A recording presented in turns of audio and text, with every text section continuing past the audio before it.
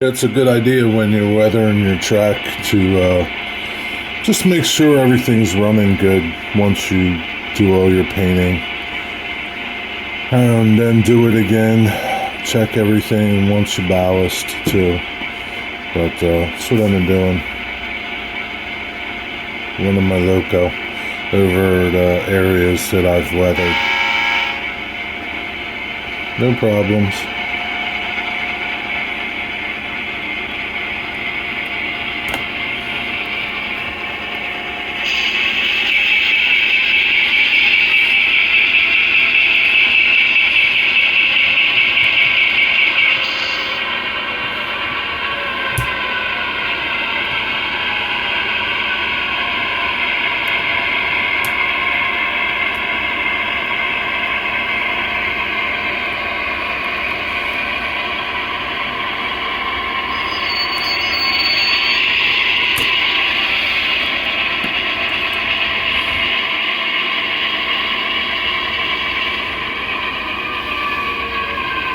See some dirt on the track. No.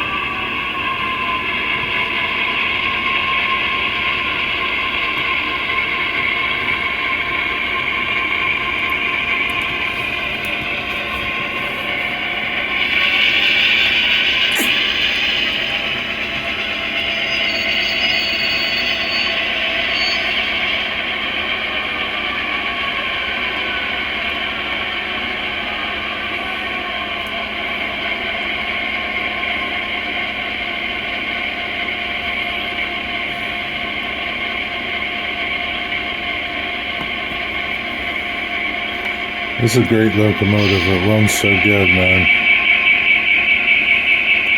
So basically, that's going to be my paint scheme. Yeah, as I tell you, it runs really good. It loses connection right there. But it does run really good.